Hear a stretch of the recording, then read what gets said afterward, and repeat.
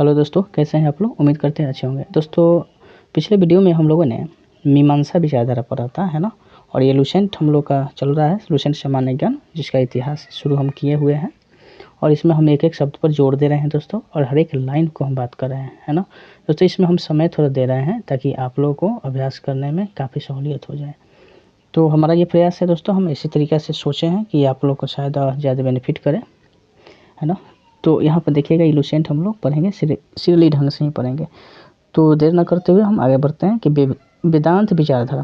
दोस्तों, पिछले वीडियो में मीमांसा विचारधारा हम लोग पढ़े थे, अब है वेदांत विचारधारा, ठीक है दोस्तों। फिर हम पढ़ेंगे, उसके बाद फिर आगे समझाएंगे। कह रहे कि इस दर्शन के आधार का निर्माण करने वाले प्राचीनतम ग्रंथ वादरायण है। वादरायण द्वारा लिखित ब्रह्म सूत्र या वेदांत सूत्र थे। इस दर्शन के अनुसार ब्रह्म ही इस जीवन की वास्तविकता है। शेष सभी बातें मिथ्या या माया है। इसके अनुसार स्व का ज्ञान हो जाने पर वह स्वतः ही ब्रह्म की अनुभूति कर मुक्ति को प्राप्त हो जाएगा। यह तर्क ब्रह्म तथा आत्मा को अविनाशी तथा शाश्वत बना देता है। चलिए दोस्तों, अब ये विचारधारा हम लोग पढ़ें, वेदांत विचारधारा। समझिए अब क्या क्या कर रहे हैं दोस्तों, आप लोग प्रश्न का उत्तर दीजिएगा। देखिए, वेदांत विचारधारा में क्या कह रहा है। इस वेदांत यहाँ पर अनुस्वार रहेगा दोस्तों, ठीक है। यहाँ पर रहेगा वेदांत विचारधारा की बात कर रहे हैं, ठीक है। वेदांत विचारधारा जो करे, इस दर्शन के आधार का निर्माण करने वाले प्राचीनतम ग्रंथ वादरायण द्वारा लिखित ब्रह्म सूत्र या वेदांत सूत्र थे। देखो, प्राचीनतम एक ग्रंथ है। वेदांत विचारधारा जो था ना, एक ग्रंथ है। उसी ग्रंथ द्वारा ही दिया गया है, जिसका नाम है वेदांत सूत्र। तो वेदांत विचारधारा किस में देखने को मिलता है, वेदांत सूत्र में देखने को मिलता है, या इसी को बोला जाता है ब्रह्म सूत्र, ठीक है। इसको क्या बोलते हैं, ब्रह्म सूत्र।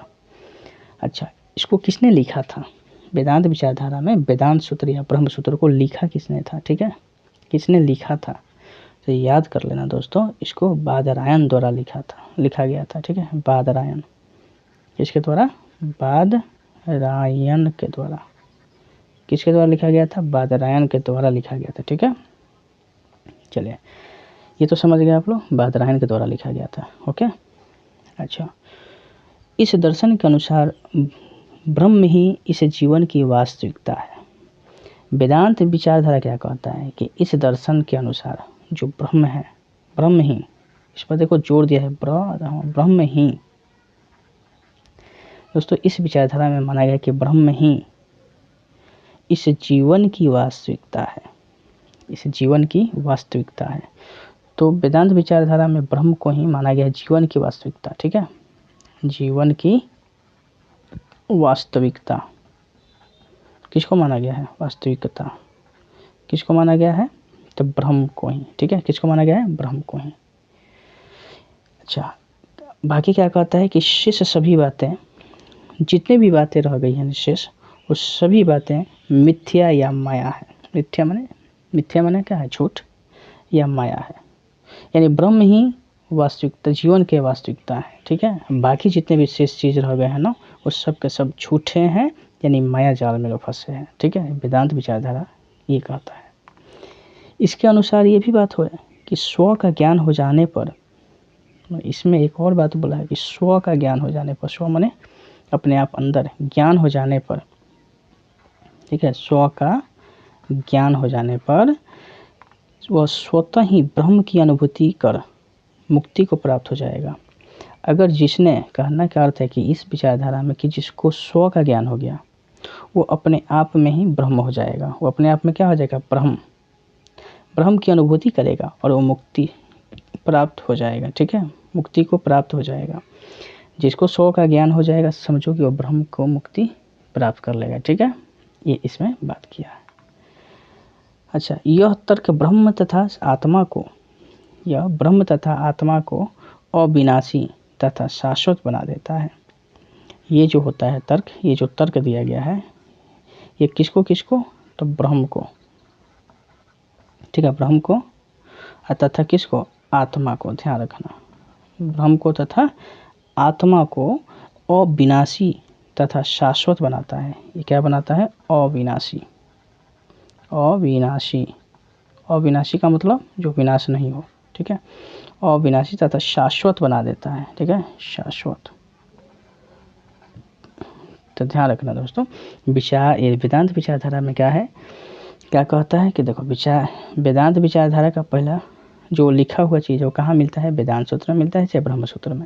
लिखा किसने है, बादरायण ने। अच्छा, इसमें किस पर जोर दिया गया है, तो ब्रह्म ही जीवन की क्या है, वास्तविकता है। जीवन की आवश्यकता किसको माना गया, ब्रह्म को ही माना गया है। अच्छा, इसमें ये कहा है कि जिसको स्व का ज्ञान हो जाए, माने खुद को ज्ञान हो जाए ना, अपने आप को ज्ञान कर ले, तो समझो कि वो ब्रह्म के अनुभूति को प्राप्त करेगा और वो मोक्ष की प्राप्ति हो जाएगा, ठीक है। अच्छा, इसमें जो तर्क दिया गया है वो ब्रह्म तथा आत्मा पर दिया गया है। तो इसमें क्या कहा है कि ब्रह्म तथा आत्मा को ये क्या बनाता है, अविनाशी और शाश्वत बनाता है, ठीक है, अविनाशी और शाश्वत बनाता है। क्लियर, चलिए दोस्तों, अब आइए हम लोग आगे समझेंगे नास्तिक विचारधारा, ठीक है, इसको मिटाने दीजिए पहले दोस्तों। इस तरह से रिपीट करने से ना, इससे क्या होगा ना कि आपको भी ज़्यादा बेनिफिट होने वाला है, और मेरा तो दोस्तों इसमें बताते हैं कि हमको रिवीजन हो जाता है, ये सच बताऊं तो मेरा भी रिवीजन हो जाता है दोस्तों, ठीक है। पर हम प्रयास करते हैं कि आप लोग को शायद ये मदद करे। ऐसे ही अगर पढ़ा जाए ना दोस्तों तो लंबे समय तक याद रहता है ना। आइए देखिए, नास्तिक विचारधारा क्या कहता है कि ये वेदों की मौलिकता पर विश्वास नहीं करते और भगवान के अस्तित्व पर प्रश्न खड़े करते हैं। ये 5 उपधाराओं में विभाजित हैं, बौद्ध, जैन, लोकायत, अज्ञान और आजीवक। आइए दोस्तों, नास्तिक विचारधारा क्या कहता है, देखिए हमने इसको पढ़ दिया, ठीक है। अब पर इस पर जोर देकर हम लोग समझेंगे, इससे क्या होगा कि यादगार लंबे समय तक रहेगा। देखिए, आप लोग तैयार हो जाइएगा नास्तिक विचारधारा के लिए। नास्तिक विचारधारा, ठीक है, नास्तिक विचारधारा ये क्या कहता है, कहता है कि दोस्तों ये वेदों की मौलिकता पर विश्वास नहीं करते। जो वेद है ना दोस्तों, ये किस पर विश्वास नहीं करते हैं, देखो वेदों पर विश्वास नहीं करते, ठीक है, वेदों की मौलिकता जो मूल आधार है ना, उस पर ये विश्वास ही नहीं करते हैं, मौलिकता पर विश्वास नहीं करते हैं, विश्वास नहीं करते। देखो पहली इसका खासियत है। नास्तिक विचारधारा में नास्तिक का सीधे सी बात है कि न मानना, जो भगवान को न माने वो क्या होता है, नास्तिक होता है ना। तो यहाँ पर ये वेदों की मौलिकता पर विश्वास नहीं करते, ठीक है, और भगवान के अस्तित्व पर प्रश्न खड़े करते हैं। और जो भगवान के अस्तित्व है, भगवान के अस्तित्व पर, वो अस्तित्व है ना, भगवान के अस्तित्व पर ये प्रश्न खड़ा करते हैं कि भगवान है कि ना है ना, इस पर प्रश्न बहुत तरह के खड़े करते हैं। अच्छा, ये 5 उपधाराओं में विभाजित है। देखो इनकी उपधारा कितनी है, उपधाराएं कितनी है, 5, ठीक है। कितनी उपधाराएं हैं, 5, यानी 5 में बटे हैं, 5 उपधाराओं में, ठीक है। पहला तो इसमें ये दिया है नास्तिक विचारधारा में 5 उपधाराएं हैं। पहला उपधारा का समझ सकते हैं आप लोग बौद्ध, ठीक है। दूसरे में आप समझ लेंगे जैन। तीसरा आप लोग समझेंगे लोकायत, ठीक है, लोकायत। चौथा आप लोग समझेंगे अज्ञान। और पांचवा जो है ना, पांचवा उसको कहिएगा आजीविक, ठीक है, आजीविक। तो देखिए दोस्तों, नास्तिक विचारधारा में भगवान को तो मानने की बात नहीं है, वेद को विश्वास ही नहीं करते लोग, है ना। इसका अस्तित्व, भगवान के अस्तित्व पर ही प्रश्न खड़ा करते हैं कि उनका अस्तित्व है या नहीं है। अच्छा, उपधाराएं कितनी है इसमें, 5 है, बौद्ध है, जैन है, लोकायत है ना, अज्ञान है, आजीवक है। चलिए ये हो गया। आइए दोस्तों, अब हम लोग देखेंगे लोकायत दर्शन या चवार की विचारधारा, ठीक है, इसको पढ़ते हैं। देखिए दोस्तों, यहाँ तक हम लोग पढ़ चुके हैं, ठीक है, यहाँ समझ लिया। अब आता है कि लोकायत दर्शन या चावार की विचारधारा, ये क्या कहता है, कहते हैं कि बृहस्पति ने इस विचारधारा की नींव रखी।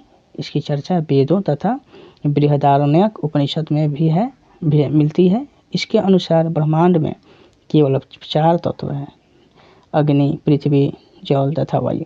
इस विचारधारा के समर्थक आकाश की गणना 5 आधारभूत तत्वों में नहीं करते, क्योंकि यह मनुष्य के अनुभूति से परे हैं।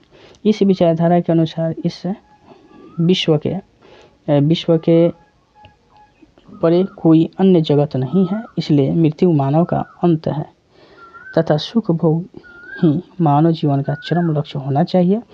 इसलिए उन्होंने खाओ पियो और मस्त रहो के सिद्धांत का प्रतिपादन किया। ये लोकायत को भी देख लेते हैं, उसके बाद अज्ञान की बात करेंगे।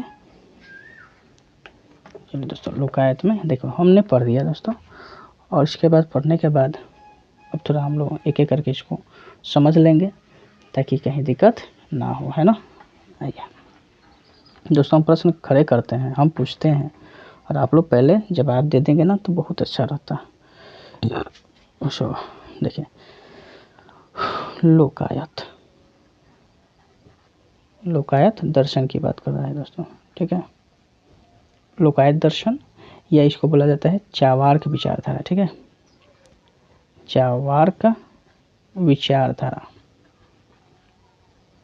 देखिए दोस्तों, धारा ये हम लोग पढ़ रहे हैं अब तक इतना, है ना। चार्वाक विचारधारा क्या कहता है कि इसमें बताया रहा है कि बृहस्पति ने इस विचारधारा का नींव रखी। पूछा जाए कि लोकायत दर्शन या चार्वाक विचारधारा का नींव किसने रखा था।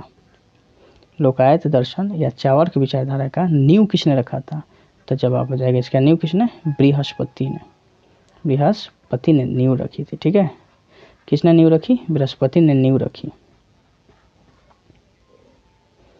चलिए अब क्या है ना, आगे थोड़ा समझ गए। अच्छा, इसकी चर्चा वेदों तथा इसकी चर्चा की बात करें, इसकी चर्चा कहाँ होती है, कहाँ मिलती है इसकी चर्चा, तो वेदों में। पूछा जाए चार्वाक विचारधारा या लोकायत दर्शन की चर्चा किसमें मिलती है, वेदों में मिलती है। अच्छा, वेदों के साथ साथ बृहदारण्यक उपनिषद में भी है।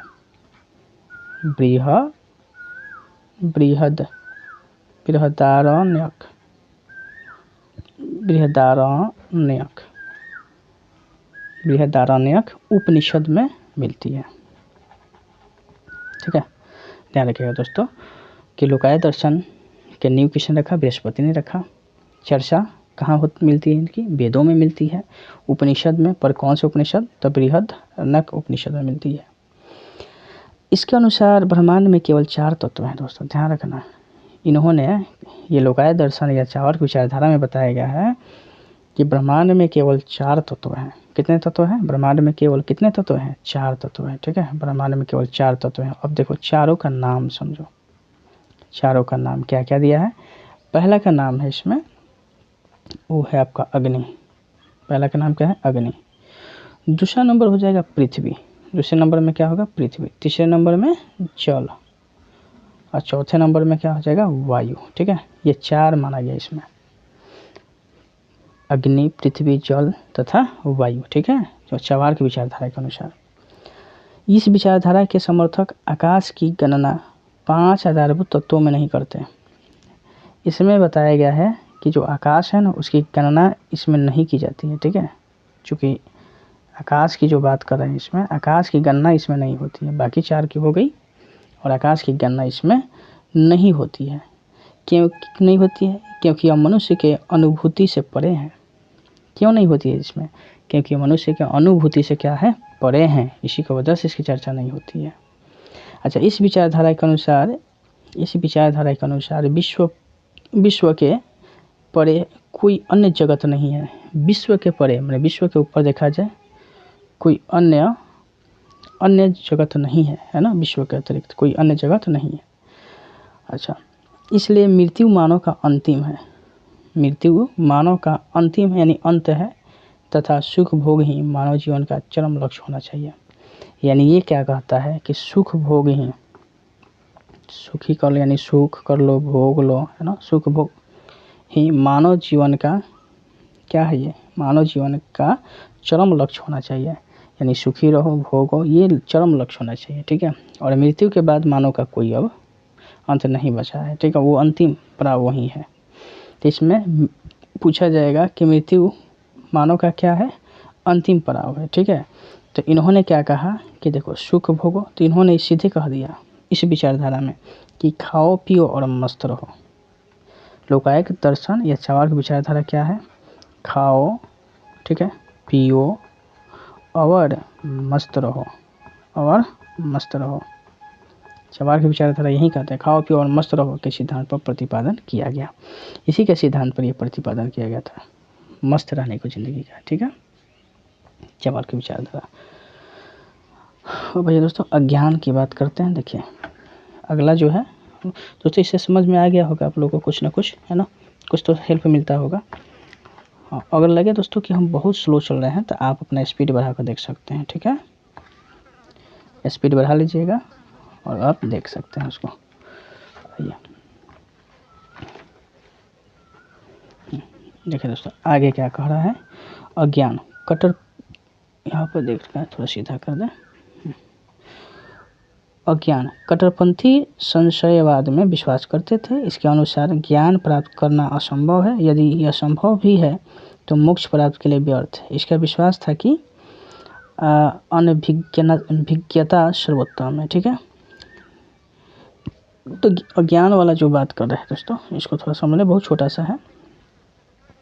उसके बाद आजीवक पढ़ेंगे, उसके बाद ये खत्म हो जाएगा। तो इसमें अज्ञान की बात कर रहा है।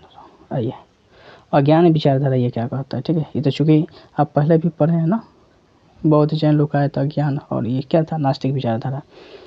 तो ये नास्तिक विचारधारा में ही आता है अज्ञान। ये क्या कहता है कि कट्टरपंथी, इसमें आते हैं कट्टरपंथी, कट्टरपंथी, ठीक है। कट्टरपंथी जो थे वो संशयवाद में विश्वास करते थे। किसमें? संशयवाद में, ठीक है, संशयवाद में विश्वास करते थे, विश्वास करते थे, ठीक है। देखो अज्ञान में कट्टरपंथी आते हैं और ये संशय में विश्वास करते थे, ठीक है। इसके अनुसार इन्होंने क्या कहा, इसके अनुसार कि ज्ञान प्राप्त करना असंभव है। सीधे कहने की बात बताओ, ज्ञान प्राप्त करना असंभव है, ज्ञान प्राप्त करना असंभव है, ठीक है, असंभव है। बताओ, माने संभव नहीं है। इन्होंने ये विचार रखा अपना। यदि संभव भी है, कह रहा है कि यदि संभव भी है तो मोक्ष प्राप्त के लिए व्यर्थ है। अगर आपने ज्ञान प्राप्त कर भी लिया तो समझो कि मोक्ष व्यर्थ हो जाएगा, यानी मोक्ष की प्राप्ति नहीं होगी, ठीक है, मोक्ष की प्राप्ति नहीं होगी, ये बात कर रहा है। इसका विश्वास था कि अनभिज्ञता सर्वोत्तम है, यानी इसका विश्वास था कि अनभिज्ञता सर्वोत्तम है, यानी सबसे उत्तम इन्होंने अनभिज्ञता को माना था, सर्वोत्तम है, सर्वों में उत्तम है ना, सर्वोत्तम है। तो ये हो गया। अब आइए आजीवक क्या कहता है उसको हम लोग पढ़ लें, ठीक है। देखिए दोस्तों ये क्या कहता है आजीवक।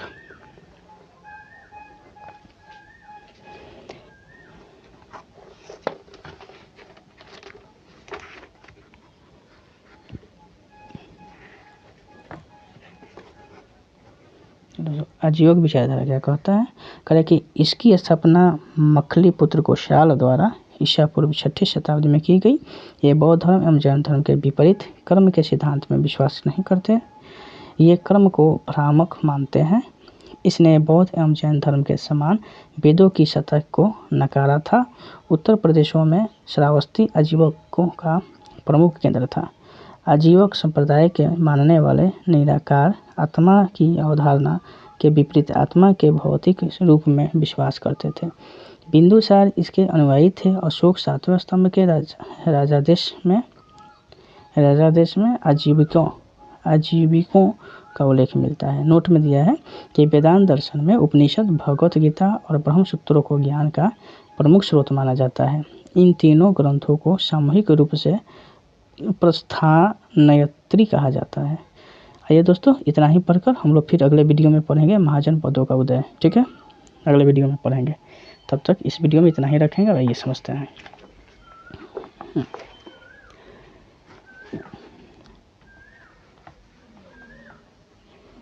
चलिए अब इसको हम लोग समझने का प्रयास करें। तो दोस्तों सिर्फ रीडिंग करने से नहीं होता है ना, उस पर मंथन करना जरूरी होता है दोस्तों। बहुत, जब तक मंथन नहीं किया जाता है ना दोस्तों, तब तो अच्छे से क्लियर नहीं हो पाएंगे, है ना। कितना भी आप पढ़ लीजिए पर मंथन बहुत जरूरी है करना। ठीक है, आजीवक की बात करें हम लोग। आजीवक ये तो नास्तिक विचारधारा में आता है। देखिए इसकी स्थापना किसने किया था? आजीवक की। ये विचारधारा, इसकी स्थापना किसने किया? मखली पुत्र गोशाल ने। किसने किया? मखली पुत्र गोशाल ने किया था। किसने किया था? गोशाल ने। ठीक है, गोशाल ने किया था। आजीवक की स्थापना मखलीपुत्र गोशाल द्वारा किया गया था। ईसा पूर्व 6ठी शताब्दी में की गई थी। तो कौन सी शताब्दी थी यह? ईसा पूर्व 6ठी शताब्दी। ठीक है, 6ठी शताब्दी में, ईसा पूर्व 6ठी शताब्दी में की गई थी। ठीक है। अच्छा, ये किसके विपरीत थे? ध्यान रखना दोस्तों, ये जो बौद्ध धर्म है एवं जैन धर्म के विपरीत कर्म के सिद्धांत में विश्वास नहीं करते हैं। ये बौद्ध धर्म, ध्यान रखना, बौद्ध धर्म की बात किया, बौद्ध धर्म है, जैन धर्म की बात किया है। बौद्ध धर्म और जैन धर्म के विपरीत कर्म के सिद्धांत में विश्वास नहीं करते। ये कर्म के सिद्धांत में विश्वास नहीं करते, ध्यान रखना दोस्तों, कर्म के सिद्धांत में विश्वास नहीं करते। ठीक है, विश्वास नहीं करते। देखिए ये क्या कर रहा है? आजीवक में मखलीपुत्र गोशाल ने किया। कब किया? ईसा पूर्व 6ठी शताब्दी में किया। ये बौद्ध धर्म जैन धर्म है ना, बौद्ध धर्म जैन धर्म के विपरीत कर्म के सिद्धांत में विश्वास नहीं करते। ठीक है। अच्छा, ये कर्म को भ्रामक मानते हैं। ये कर्म को क्या मानते हैं? भ्रामक, माने ये कर्म को विश्वास नहीं करते, इसको भ्रामक समझते हैं कि ये भ्रम करने वाला चीज़ है। ठीक है, भ्रामक मानते हैं। चलिए आगे मानते हैं। इसने बौद्ध धर्म जैन धर्म के समान, बौद्ध धर्म, ये जो आजीवक है ये बौद्ध धर्म एवं जैन धर्म के समान, देखिए इसके और इसके समान, वेदों की सत्ता को नकारा था। वेदों की जो सत्ता है उसको नकार दिया था। ठीक है, बौद्ध धर्म जैन धर्म के अनुसार वेदों की सत्ता को क्या कर दिया था? नकार दिया। तो आजीवक जो संप्रदाय है बौद्ध धर्म जैन धर्म के समान ही वेदों को क्या किया? नकार दिया था। ठीक है, आगे क्या है समझिए दोस्तों। उत्तर प्रदेशों में श्रावस्ती आजीवकों का प्रमुख केंद्र था।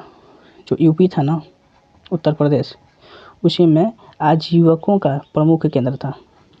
श्रावस्ती में आजीवकों का प्रमुख केंद्र कहाँ था? श्रावस्ती में। कहाँ पड़ता है? यूपी में पड़ता है। ठीक है, प्रमुख केंद्र था। आजीवक संप्रदाय के मानने वाले निराकार आत्मा की अवधारणा के विपरीत, इसमें जो मानने वाले थे ना निराकार, वो आत्मा के विपरीत, किसके विपरीत? आत्मा के विपरीत के भौतिक रूप में विश्वास करते थे, जिसमें आत्मा नहीं होती थी। ठीक है, उसके विपरीत, आत्मा के विपरीत भौतिक जो है भौतिक रूपों में विश्वास करते थे। ठीक है।